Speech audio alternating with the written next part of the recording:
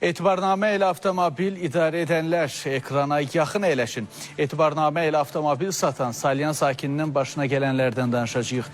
Vətəndaşlar etibarnamə ilə avtomobil almağı və satmağı alqı-satqı prosesində daha sadə və ucuz üsul kimi istifadə etsələr də, bu proses bəzən alıcı, bəzən də satıcı üçün ciddi risklər yaradır. Elə qaynar xəttimizə müraciət edən Sahil Həsənov kimi.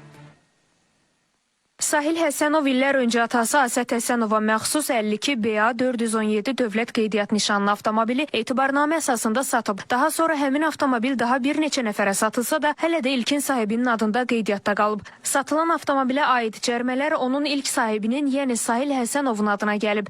Üstündən 10-15 il keçib. Maşın radara düşür, bu cərimələr hamısı mənə yığılır.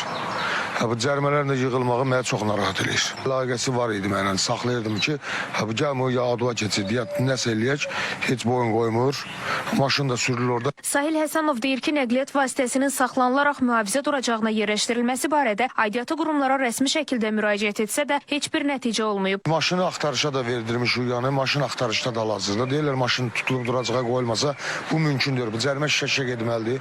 Maşın tapılandan sonra maşın da 3 aydır, 4 ayda axtarışda da tapılmır. Yoxdur maşın. Hüquqşünas Ərşad Hüseynov deyir ki, Sahil Həsənov avtomobilin ilk sahibi olaraq məhkəmə yolu ilə onu geri tələb eləyə bilər. Müraciət edibsə, üstəgəl belə cərimələr də varsa, bu avtomobil saxlanılıb mühafizə duracağı yerləşdirilməlidir. Bunu eləməyiblərsə, tələb eləmək lazımdır ki, etsinlər. Qaldı ki, digər məsələ, adam avtomobilini məhkəmə qaydasında da geri tələb eləyə bilər. Məsələ ilə bağlı Baş Dövlət Yol Polisi İdarəsindən isə bildirildi ki, nəqliyyat vasitəsi etibarnamə əsasında satıldığı üçün bir müddət sonra etibarnamə qüvvədən düşür və nəqliyyat vasitəsi ilə törədilən qayda pozuntuları foto və video qeydiyyat funksiyasına malik xüsusi texniki vasitələrin köməyi ilə qeydə alındıqda inzibati tənbih vermə haqqında elektron qərar Baş Dövlət Yol Polisi İdarəsinin mərkəzi informasiya sisteminin məlumatı əsasında mülkiyyətçi barəsində çıxarılır.